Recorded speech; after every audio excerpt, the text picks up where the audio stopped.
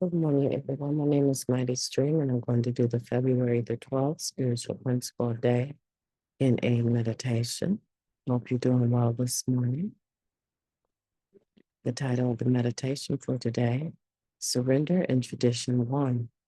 Surrender to the first tradition brings us to understand that we are part of something much greater than ourselves. That comes from the Guiding Principles book, Tradition 1, Spiritual Principles. When we heard the 12 traditions read aloud the first several times, maybe even the first 1,000 times, the first tradition sounded like some sort of recovery jargon to our newcomer ears.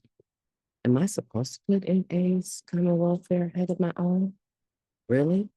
To many of us, common welfare was a new concept because we consistently been self-assessed in our disease. We hadn't thought of ourselves as a part of any whole, and that was fine with us. During our first days clean, the NA's Fellowship Collective Whole wasn't something we imagined being a part of or even caring about. In time, we began to surrender to the truth that we need each other to stay clean. We got a glimpse of the reciprocal relationship between personal recovery and NA unity. We realized that we're part of a worldwide fellowship made up of tens of thousands of groups with literature available in scores of languages. Wow, all I wanted to do was quit using drugs. I can't, but we can, underpins the first tradition. As our recovery deepens, our capacity to surrender to the principle of unity evolves and becomes more fluid. Surrendering rather to the needs of the group takes precedence over our desire to get our way at whatever cost. Many of us will struggle with the idea of a God working in our lives can surrender to the idea that the power of the group supports us. We begin to understand how our investment in something greater than ourselves through service improves our own lives and increases our feelings of self-worth.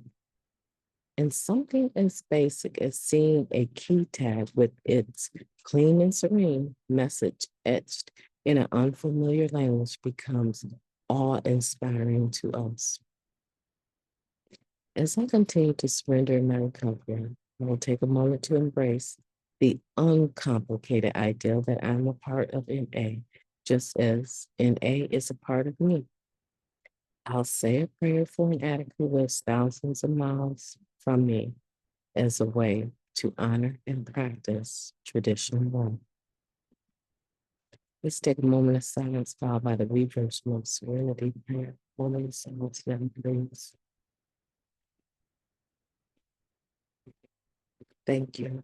God, grant us the serenity to accept the things that we cannot change, the courage to change the things that we can, and the wisdom to know the difference. Just for today, please and thank you. Surrender in tradition 1. Interesting topic. Trying to remember what I actually felt the first time I heard tradition 1. It made me nervous. If I'm recalling properly, it was during the time that I was very fed up with Greek religion. I didn't mind talking about God if I was doing the talking, but I didn't want anyone talking to me about their God. So I was very intolerant and very angry the first time I heard tradition 1. And when I thought about our common welfare must come first, right? I didn't like that. I didn't think that it was necessary for me to agree with that. And that kind of kept me, I believe, separated from my Parks Anonymous for a little bit because I was so fearful and so worried that this concept of common welfare should come first. Personal recovery depends on NA unity. That made it too personal to me. I didn't want to have NA unity be the foundation of my personal recovery. I had so many ideas about what organized religion looked like that this kind of sounded like that to me. And I was nervous to even say, yeah, I'm a part of this. I was nervous because of that reason. But then I began to understand something. And this is what I want you to hear from me today.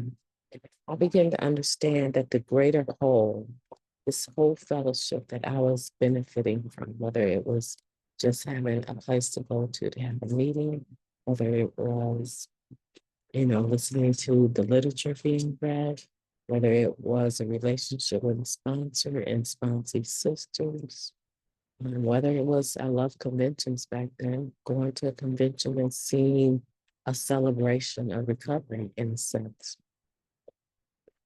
You know what? I was going to tell you, I remember the first time I saw the key tags in Hebrew.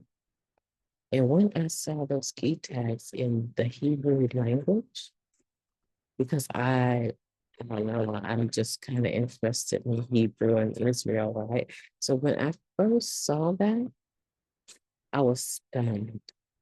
I was stunned, right? So when I realized that I was benefiting from NA and its unity within the fellowship, I began to realize, what if this had not taken place?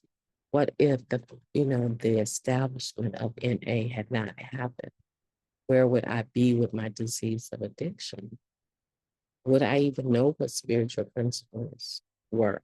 I'm sure I would know love, faith. I would know some of the ones that are taught in religious settings. I would know those, right? But would I truly, honestly be able to stay clean without the help of what Narcotics Anonymous brought to life? I don't know. I don't think so. I mean, I really don't. When I think about it, sit with this and really think about it, my personal recovery was dependent on NA unity long before, it was already set in motion long before I actually could embrace it. And I think that's the beauty of this program. I don't need to understand everything for it to work. Yeah, so I want you to be thinking about that. How has the unity of this fellowship benefited you?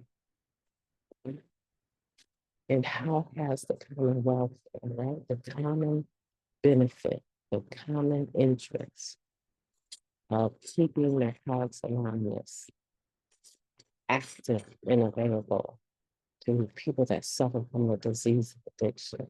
How has that helped you? What would you do if you didn't have a place to make meetings? I want to tell some of you that are listening. I know you know all about the Zoom platform, but those are NA meetings being held on Zoom. And I want to say that it is a respected platform, where even doctors and offices, professional offices, are able to use it and maintain the HIPAA policy, right? So it's very protective. And if you're worried about making meetings on that platform, I just want to say that you can't predict when your rules are going to change. And it's very helpful to have meetings that are listed down below. Some of them are actually 24/7 meetings that you can attend at any time of the day. If you have a phone, download the Zoom app, and you can attend meetings on your bus ride or your ride to work or when you're working out. Right now, because of the pandemic, we have access to meetings at all times of the day from all over the world. I hope that you are going to surrender in your recovery today and take a moment to embrace the uncomplicated idea that you are a part of NA and that NA is part of you. And that we have a very, very, very broad base. And because of that, we have higher points of freedom And I wouldn't change that for the world. And I hope you wouldn't either. My name is Mighty Stream. I've enjoyed talking to you, and I will be talking to you tomorrow.